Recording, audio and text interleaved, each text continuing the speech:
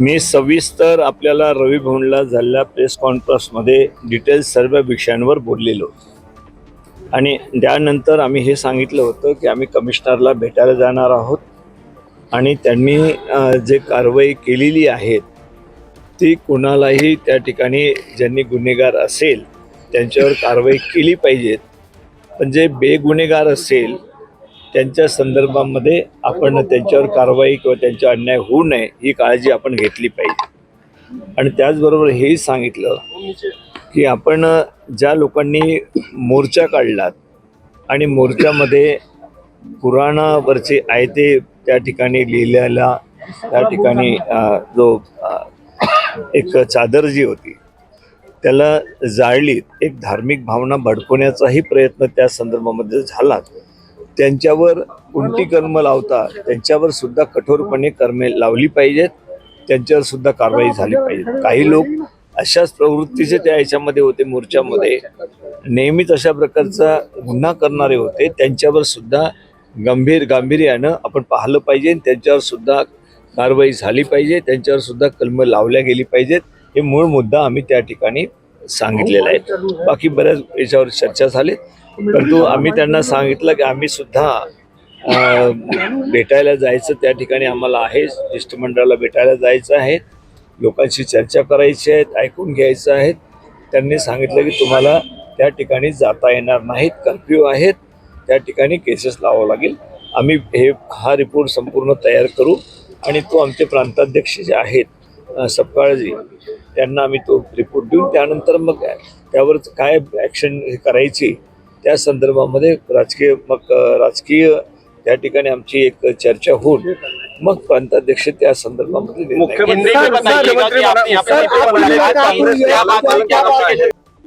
देखो सीपी साहब से हमारी बातचीत हुई है, किसी को बेकसूर आदमी को वहाँ पे उसके ऊपर केसेस दर्ज नहीं होना चाहिए, उनके ऊपर अन्याय नहीं होना चाहिए। लेकिन यहाँ पर जिन लोगों को छोड़ा गया है उनके ऊपर जो केसेस डालना चाहिए था वो केसेस उन्होंने नहीं डाली है। जो आप सभी को मालूम है कुरान की आयतें जो लिखी हुई थी, जो चादर थी, वो जिन लोगों ने जलाया उनका उद्देश्य जो था कि इस तरीके से कुछ बातें या घटना घटे, ये उनका उद्देश्य था कि उसी विचारों के कुछ लोग विश्व हिंदू परिषद और बजरंग दल के वहाँ थे, उनके ऊपर भी उसी तरीके से केसेस डाली जाए। उन्होंने गुनाह किया है तो उनके ऊपर भी केसेस होनी चाहिए। किसी को भी अगर गुनहगार है तो बख्शा नहीं जाना चाहिए। जो वहाँ तोड़फोड़ करने वाले लोग भी हो, पुलिस वालों ने भी कहीं पर तोड़फोड़ की हो तो वो कौन है, वो उसके कैसेट चेक करके उनको भी उस तरीके से सज़ा मिलनी चाहिए। जिन्होंने जो कुछ गुनाह किया है उसकी सजा मिलनी ही चाहिए। सर आप चादर का जिक्र कर रहे हैं, पहले मुख्यमंत्री से बात हुई, उन्होंने कहा है कि आपकी जो कमेटी में है, कमेटी में आपने ऐसे लोग रखा है जो अकोला में जो हिंसा हुई थी उसके आरोपी है, इसलिए आपकी जो मंशा है वो खराब है। देखिए, इस सरकार को ये सभी बातों को घुमाना है। अभी महाराष्ट्र में जो भी बात हो रही है आप सभी समझते हैं कि बीजेपी के नेता क्या क्या स्टेटमेंट कर रहे हैं, उसके बारे में एक भी स्टेटमेंट नहीं है। जो बीजेपी के नेता वहाँ पे सरकार में बैठे हैं, बड़े बड़े पदों पे बैठे हैं, मंत्री होके बैठे हैं, वो जो स्टेटमेंट आते हैं उन्हीं के पार्टी के लोगों के, उसके ऊपर एक शब्द भी नहीं बोलते। यहाँ पर भी अभी सरकार के बहुत बड़े लोग वहाँ पे बैठे, पार्टी के नेता बैठे हैं, लेकिन नागपुर के विषय पे एक स्टेटमेंट भी उनका नहीं आता है। क्यों नहीं आता है? तो इस तरीके से पूरे महाराष्ट्र को आज एक अच्छी तरीके से उन्होंने सोचना चाहिए। सरकार की जिम्मेदारी है, सरकार ने लॉ एंड ऑर्डर संभालने की जिम्मेदारी सरकार की है, क्योंकि जनता की सुरक्षा की सभी कोई भी वर्ग का हो उसकी जिम्मेदारी किसके ऊपर है? गवर्नमेंट के ऊपर है। और गवर्नमेंट वो नहीं करना चाहती तो वो पूरी तरह फेल है। उसके ऊपर हमने कहा है कि अगर वो करना नहीं चाहते हैं, लोगों को सुरक्षा नहीं दे सकते हैं, तो उनको अधिकार क्या है सत्ता पे रहने का? तो उन्होंने वो अगर चाहे करते हैं तो गवर्नर ने उस तरीके से डिसीजन लेना चाहिए कि बर्खास्त कर देना चाहिए, ये भी हमने कहा है। तो मतलब ये है कि सुरक्षा हमारे लिए अहम है। सर सभी धर्म के लोगों को जुड़ा के रखना चाहिए। इतने सालों के बाद जो नागपुर में घटना हुई है, पूरे देश की जनता वो सोच रही है कि ऐसा कैसे नागपुर में हो सकता है। लेकिन जिन्होंने शुरुआत की है उनको इस तरीके से छोड़ देना, उनके ऊपर केसेस ही नहीं डालना, उनको और मौका देना कि तुम ऐसे ही करते रहो और इस तरीके से भड़काते रहो। लेकिन जिन्होंने नुकसान किया है, जिन्होंने काले पोड़ी हो, जिनका कोई दोष नहीं था, उनका नुकसान हो रहा है, उनको भी, उनके ऊपर भी कार्रवाई होनी चाहिए। और सभी जनता को हमारा ये है कि यह शांतता रखने के लिए सभी ने प्रयास करना चाहिए। कोई भी पार्टी, कोई भी जाति धर्म का हो, उनका जिम्मेदारी है कि नागपुर शहर में शांतता रहे और शांतता रखने के लिए उन्होंने कोशिश की।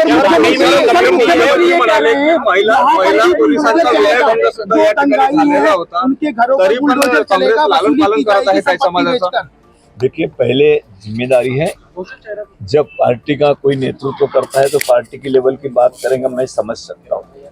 लेकिन जो गवर्नमेंट में बैठे हैं उन्होंने इस तरीके से बात करना, किसी को वहाँ चिढ़ाने के लिए या किसी वर्ग के खिलाफ ये वातावरण चला जाए, इस तरीके से बात करना, मैं समझता हूँ कि ये महाराष्ट्र के हित में नहीं है, महाराष्ट्र की जनता के हित में नहीं है।